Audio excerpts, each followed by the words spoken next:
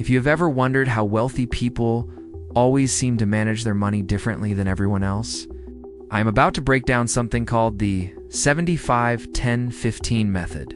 This system works no matter how much you earn, whether that is $10,000 a year or 7 figures.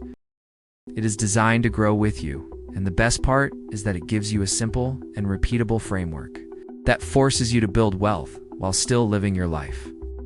The first step is straightforward. For every single dollar that lands in your bank account, the most you can spend is 75 cents. That means rent, groceries, Netflix, vacations, and even that shiny new gadget you have been eyeing. All of it has to fit inside that 75%. And if you spend less than that, even better, you are already ahead. This works so well because it trains your brain in 2 powerful ways. First, it forces you to be resourceful. You start asking questions like, do I really need premium gas? Or will regular get the job done? Do I really need to spend $12 on avocado toast when another cafe down the street sells the same thing for half the price? The funny part is that most of the wealthiest people I know do this without even thinking. I once went out with a group of entrepreneurs after an event. Instead of ordering fancy bottles of wine, they were asking the waiter what was on special. When the bill came, these millionaires were literally pulling out calculators to make sure everyone paid exactly for what they ordered. The second piece is about focusing on value rather than price. Everyone loves to say skip the coffee and invest the $5, but here is the truth. If that coffee makes you more energized, improves your mood, and helps you crush your work, the value you get from it is worth far more than the cost. The key is not to cut out the small joys. It is to avoid the big purchases that end up draining your money. That $70,000 car feels exciting at first, but a few months later it is just a car, while your bank account is still recovering. One trick I use is the 24-hour rule. Whenever I want to buy something over a certain amount, say $200, I wait a full day before buying. 9 times out of 10, I either find something better or realize I did not need it in the first place. This one rule alone has saved me thousands over the years. Now, if you're able to live on only 60% instead of 75%, hold on to that extra 15%. Because in a moment, I will show you exactly where it should go if you want to build real wealth. This brings us to the 10. For every dollar you make, at least 10 cents should go into what I like to call a cushion fund. This is not vacation money or money to go out and celebrate. This is for emergencies only. Think car breaking down, sudden medical expenses, or a storm taking the roof off your house. Life throws curveballs, and this fund saves you from panic. I know from experience. Years ago, I got into a bad car accident in a state I did not even live in. The repair, quote, almost made me want to cry, and for a second I thought I would have to take out a loan. Then I remembered that I had been building a cushion fund. That money saved me from years of debt. How much should you actually save here? Just do some quick math.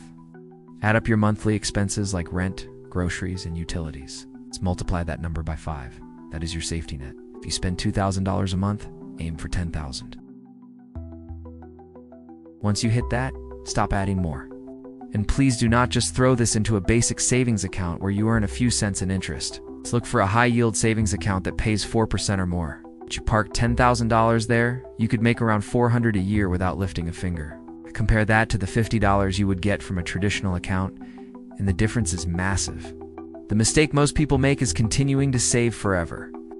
Saving feels safe, but at some point it holds you back. Once your cushion is fully stocked, redirect that 10% into building wealth, which leads us to the 15. This is where the real money growth happens. 15% of every dollar you earn needs to be invested. There are 2 main accounts that make the most sense for most people because of their tax advantages. First is a Roth IRA. You put in money you have already paid taxes on, and it grows tax-free. That means when you retire, no matter how big the account is, you owe nothing to the government. It is a powerful tool, and people like Peter Thiel have famously grown theirs into billions. The catch is that you can only put in a limited amount each year, and it has to be with earned income. The second is a 401k, which is usually offered through your employer. Unlike a Roth IRA, contributions here are pre-tax. That means you save on taxes today, but you will pay when you withdraw later. The big win with a 401k is employer matching.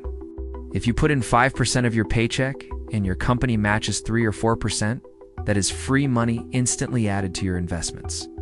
Here's where it gets exciting. If you are self-employed and do not have access to a 401k, there are still options like a solo 401k or a SEP, IRA. These accounts are designed for entrepreneurs and freelancers, and they allow you to put away much more than a regular IRA. If you are serious about growing wealth as your own boss, these are worth looking into. Once the money is inside one of these accounts, do not let it just sit there. You need to buy investments. My personal favorite choice is index funds or ETFs. These are collections of hundreds of different stocks, so you spread out your risk instead of betting everything on one company. Historically, the S&P 500 has returned around 8% annually. That may not sound like much, but the compounding effect is where the magic happens.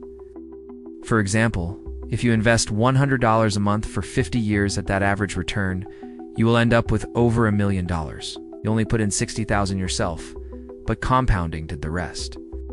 Now imagine doubling that contribution, or starting 10 years earlier.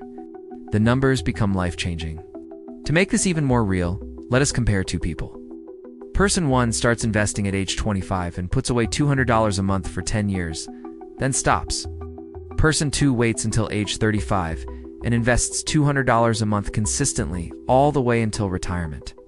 Guess who ends up with more? Surprisingly, the first person does, even though they invested for only 10 years. Why? Because their money had more time to compound.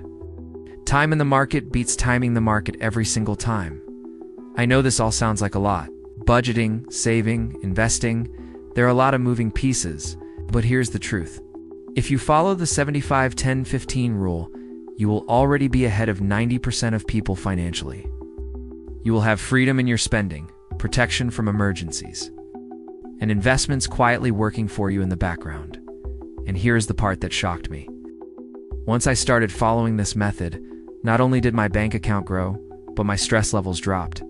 I no longer panicked when unexpected bills came in. I no longer felt guilty about treating myself once in a while because I knew I was still on track. The peace of mind is honestly priceless. But there is something else you need to hear. Even if you follow this perfectly, you might still be losing money without realizing it. Why? Because most people spend on things they should never buy in the first place. There are 10 specific money traps that drain your bank account slowly and quietly. If you want to protect your money, you need to know what they are. Click on this video right here, and I will walk you through the 10 things you should stop wasting money on immediately.